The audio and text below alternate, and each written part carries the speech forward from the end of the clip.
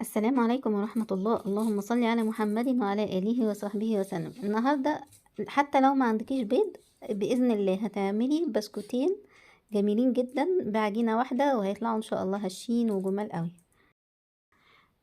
قبل ما نخش على المكونات، طبعا اللي هي فيها الدقيق الصحي، الدقيق الشوفان والدقيق الأسمر، الاتنين عملت منهم خليط مع بعض. هتظهر لك المكونات مكتوبة عشان لو عايزة تاخديها سكرين شوت، وبعد كده تعالي هتلاقيها برضو مكتوبة على الاطباق. 4 كوبايات من خليط دقيق الشوفان زي الدقيق الاسمر هياخدوا معلقة كبيرة بيكنج باودر. اما الزيت بقى كوباية زيت كاملة لل4 دقيق دول. علبة زبادي خلاص. وعندنا معلقتين قرفة كبار عشان اللي هعمله بالقرفة، ومعلقتين ينسون عشان اللي هعمله بالينسون، و9 بواكي الخليط الدقيق ده كله من السكر الدايت اللي كل باكو فيهم بيعادل معلقتين سكر. كمية الدقيق دي او العجينة ديت هتبقى 2، شوية منها هيتحط عليهم نصين، يعني شوية منهم هيتحط عليهم معلقتين قرفة، وشوية منهم هيتحط عليهم معلقتين اليانسون. نيجي لسر القرمشة بقى، وهو كوباية لبن دافي، نص كوباية لبن دافي لكل المقدار دوت، عليها معلقة نشادر صغيرة. هنبتدي دلوقتي نحط السوائل كلها على بعضيها ونقلب، وخلي بالك ان العجينة ممكن تتشبع قبل ما نكون حطينا كل الكمية دي، فانتي حطي وبقي حاجة بسيطة، لقيتي العجينة لسه عايزة حط لها. اما بقى العكس، لو لقيتي العجينة طرية منك زيادة، فاستني دقيقتين قبل ما تفكري تحطي اي دقيق او شوفان يلمها، لان هي ممكن تلم لوحديها بفعل ان الشوفان بيمتص السوائل.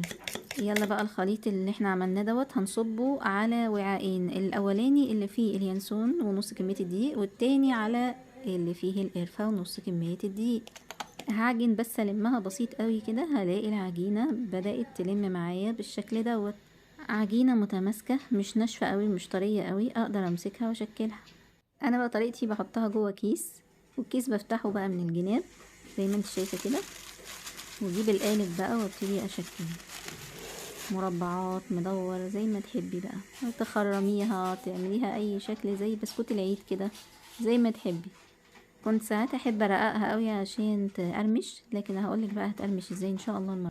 سويتها على درجة حرارة 160، فقعدت معايا قرب نص ساعة في الفرن، وبقت طرية وهشة ولذيذة وتخلصت من رطوبتها. ممكن نظبط على 180 ونبتدي نبص من اول تلت ساعة، وممكن نطفي الفرن ونسيبها جوه في السخونية، هتتخلص من الرطوبة اكتر واكتر وتبقى مقرمشة جدا. طبعا كل واحدة بتبقى عارفة فرنها بيسوي من فوق ومن تحت، بيحمر الوش ولا لأ، وبتعرف ازاي تظبطه. او تقدري تفتحي الشواية لو عايزة لون من فوق شوية صغيرين وتتابعيها عشان مش ياخد لون زيادة. تقدري بقى تستمتعي بالبسكويت الجميل بتاعك مع كوباية الشاي. مش قادرة انا اقول اني اللي احلى فيهم، الاتنين احلى من بعض، يعني مش قادرة اقول بسكوت اليانسون اللي احلى ولا بسكوت القرفة اللي احلى. المهم انك بتاكلي حاجة يعني صحية ان شاء الله كده، وسعراتها الحرارية معقولة وشبيهة بالجاهزة.